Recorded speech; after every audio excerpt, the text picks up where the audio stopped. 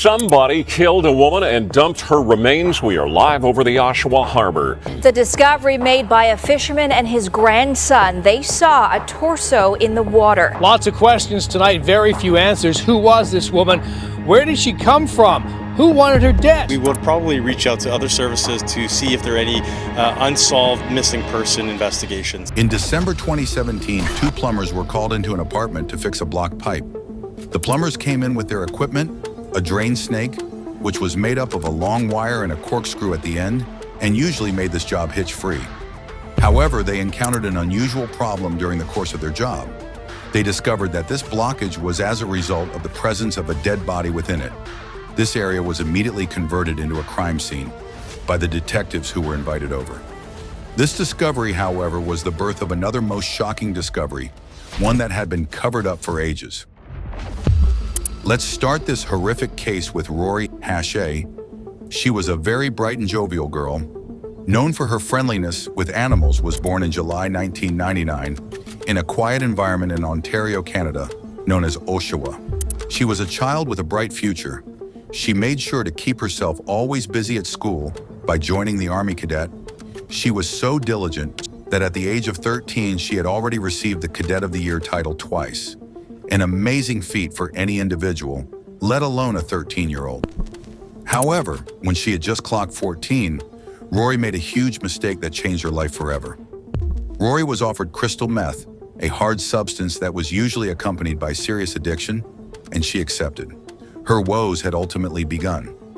Rory, who came from a troubled background, had a grandfather called Bernie Guindon. His nickname was Bernie the Frog, and he was the founder of the second largest biker club in the world at that time, known as Satan's Choice Motorcycle Club.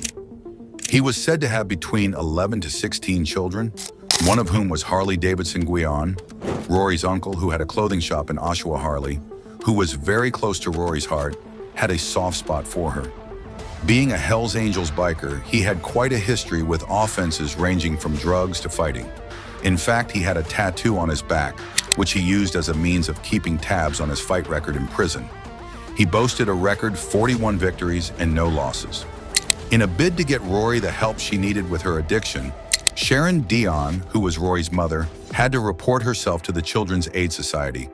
However, this move didn't pay off, but Rory was able to make the necessary changes she needed to turn her life around. In no time, Rory was already seeing positive results. She had a boyfriend and a good job, which enabled her to cater for herself and her mother comfortably. Rory had even gone back to school. In August 2017, Rory was diagnosed pregnant, and she intended on keeping the baby, as she was keen on experiencing motherhood. However, she was about to begin experiencing the horror days of her life. On August 10, 2017, there was a fire outbreak at Rory's mother's house, which injured her mother severely and killed their dog. However, this was just the beginning of Rory's downtime. At a youth center known as the Refuge, workers there had noticed that Rory had begun using drugs once more, even though they admitted she was doing better a few days before August had ended. Rory's uncle Harley, who had come out from prison by now, noticed that Rory was developing a habit of withdrawing to herself. She was becoming secretive and did not speak to anyone about her issues. He one day hugged her, and he described it as a heart-wrenching hug, one which felt like it was a goodbye hug. On August 29, 2017, Rory's friend and her mom took Rory to the hospital for an undisclosed reason, although she was described as having some mental issues. Initially, they were pictured sitting in the waiting room, but as time passed, they were seen exiting the hospital premises, leaving Rory alone to her fate. Rory, however, waited for an additional 15 minutes before she was seen on footage leaving the hospital premises, even before any doctor could attend to her. Little did anyone know this was the last time she was going to be seen. Time had passed and Rory wasn't back at the refuge. This caused some tension, and her guidance counselor, coupled with her family, began to panic. Most even thought she had eloped as a result of her relapsing into drug use. But her family knew there was no chance that would happen, considering the fact that she was pregnant and in a stable relationship. They feared something else may have happened to her. On September 11, 2017, a grandfather and his 11-year-old grandson set out on a fishing adventure in the Oshawa Harbor when they noticed something in the water. Initially, they had thought it to be thrash or an animal of some sort, but a look closer, and they saw one of the greatest shocks of their lives. It was a female torso. One seemed to have been removed with utmost intention from the body as examined by the police. Someone had deliberately killed a woman and dumped the remains in the water. This news had become the headline for that day, with most channels giving their viewers an update as every hour passed. Many wanted to know who she was, where she came from, and who wanted her dead. Somebody killed a woman and dumped her remains. We are live over the Oshawa Harbor. The discovery made by a fisherman and his grandson. They saw a torso in the water. Lots of questions tonight, very few answers. Who was this woman? Where did she come from? Who wanted her dead? The police carried the torso away for identification, reaching out to relevant services, inquiring about any missing person or unsolved cases. We would probably reach out to other services to see if there are any unsolved missing person investigations. Although they didn't rule out the possibility of it being carried into Oshawa from another place. The torso was without a pelvis. This made it difficult for identification, and also it became even more difficult to ascertain if the victim had been pregnant or not. However, after 2 months had passed, Rory's family, who were still on the look for their daughter, had brought in her DNA sample in order for it to be compared with the DNA of the torso found, and it was a complete match. This missing person case had instantly turned into a full-blown murder case. Many questions lingered in the minds of all who were aware of the case. They wanted to know who killed her, why she was killed, and most importantly, where the rest of her body was, owing to the fact that there was no evidence and no leads whatsoever, as the lake had washed all evidence that could have led to finding the person behind the act. Rory's activity since the hospital waiting room was unknown. No one had seen or heard from her. No one knew who she was with and what the person may have done to her. The police were equally confused, but the family waited patiently for their findings. They waited for long enough until some plumbers at work made a mysterious discovery. On December 28, 2017, the police received intel on a mystery discovery by 2 plumbers in Oshawa who were on a routine duty of unblocking a pipe which had lasted for several days in an upstairs rental apartment. Adam Strong, a man who lived in the basement, had asked his neighbor for a plumbing snake, one in which he would have used to clear it open, owing to the fact that he claimed the block came as a result of an inflated condom blocking the drain. Owing to the fact that he wasn't able to do anything about it, the neighbors decided to call the plumbers on their own in order to fix the problem. The blockage was traced to the basement, in which Strong had lived in for over a decade. The plumbers decided to check it out, but when Strong opened his door, they were welcomed by a strong, offensive smell coming from inside the apartment. Strong had tried to dissuade them from checking the pipes out, claiming its content was vile. However, the plumber had a job to do. Little did they know they were about to uncover something of a different nature. As the plumbers snaked the pipes, it came out with some weird-looking materials of a flesh-like nature. The plumbers, who were already scared at this point, sounded an alarm, and in no time the police were at the door. What scared these plumbers to death was the thought of what would have become of them should this flesh-eater of a man had decided to harm them, having spent so much time alone with him inside the basement.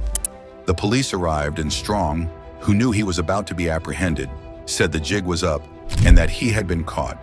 He was arrested immediately and placed in the police vehicle, amidst a lot of talking from him. While he was in the vehicle, and in a way that depicts zero remorse, he told them where he had kept the remaining parts of her body. The police immediately rushed to the freezer in the basement, and they were bewildered at its contents. They were met with various body parts which included a human head with a tattoo on the neck, same as the one Rory had, and other parts which had been dismembered from the body and now existed as separate entities. An autopsy was conducted, and it was deduced that she had died of strangulation or trauma. She had multiple face fractures and injuries. She also had some drug in her system, although the exact quantity could not be ascertained. The cause of death wasn't entirely conclusive, hence the cause of a speculation around the cause of death. But however she died, it must have been in an unpleasant and uncomfortable manner. The police had begun to interrogate Strong in order to get their facts right. They asked him questions such as the identity of the girl found in the freezer, but he had replied in a manner which suggested he was out to waste their time. My question to you is the person in that freezer, Rory. I decline to answer that question. Okay. You're saying you decline to answer it, but you're shaking your head this way. Does He had initially been talking a lot when he wasn't required to. However, when the need had arisen, the police couldn't get anything from him.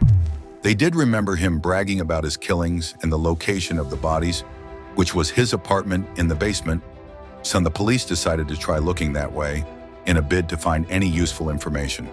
You could bet they were in for quite a discovery.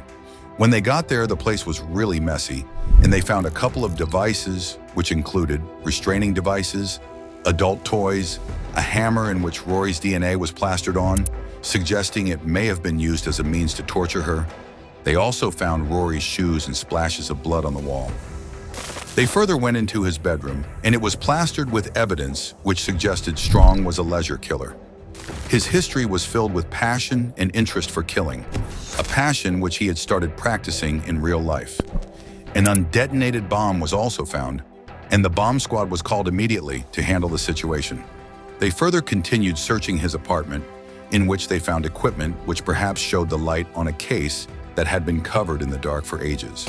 They had found a knife, not just any knife, but one which resembled the ones hunters used in opening animals. However, the shocking part of this is that the blood on this knife did not match Rory's DNA.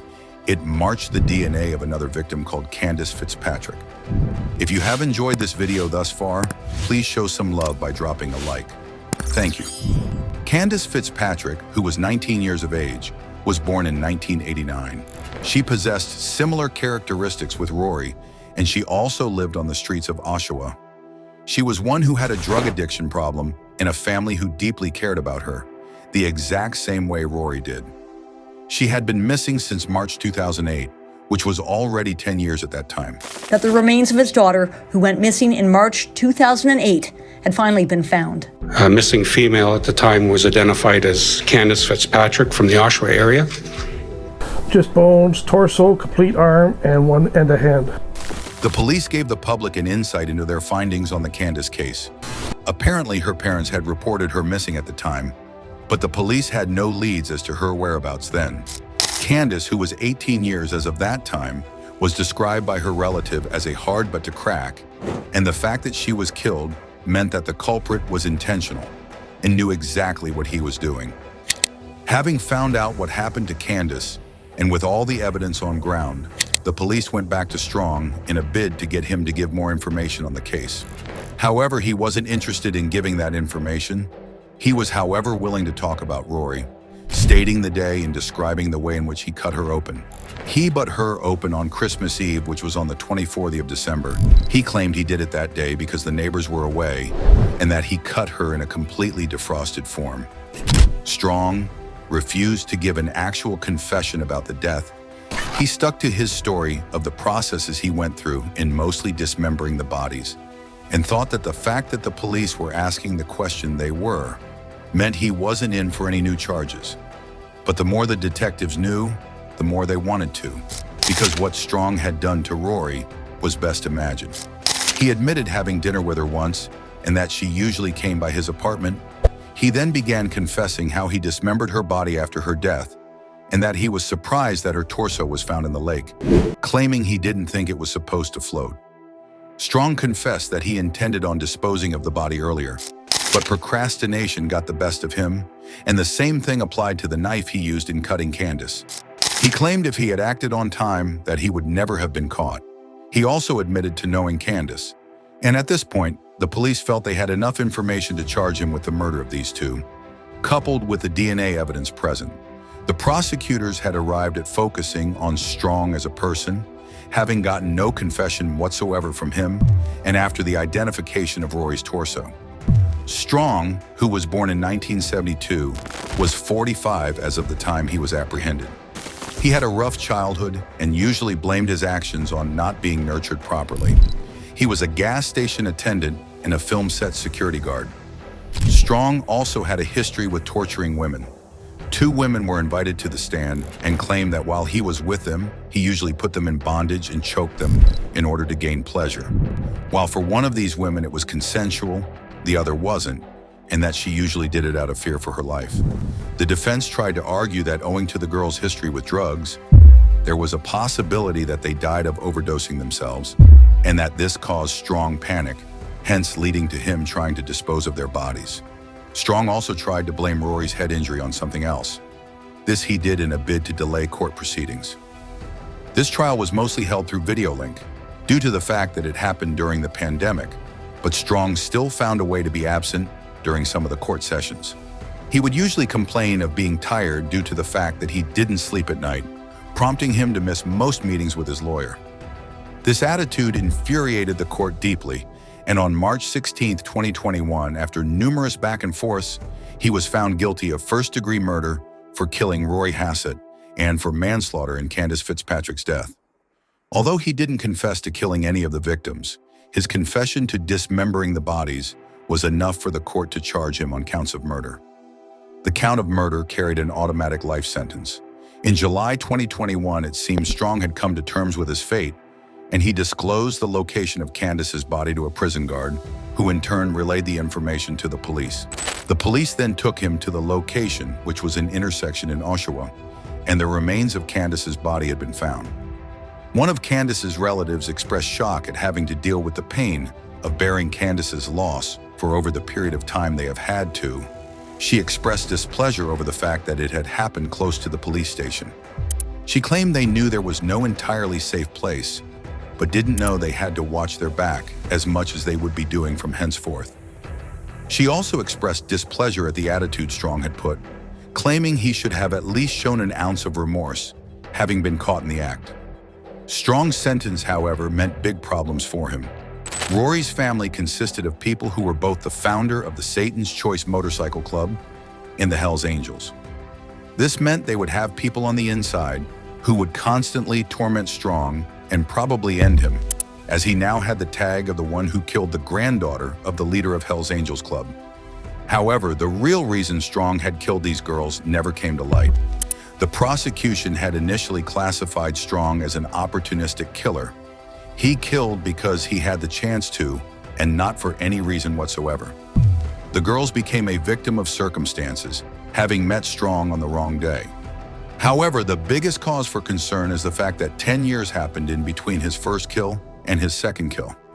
Now, the question for our viewers is, do you think Strong had waited for so long to make his second kill in order to go undetected, or are there other victims who were never discovered? We'll be waiting for your answers in the comments section.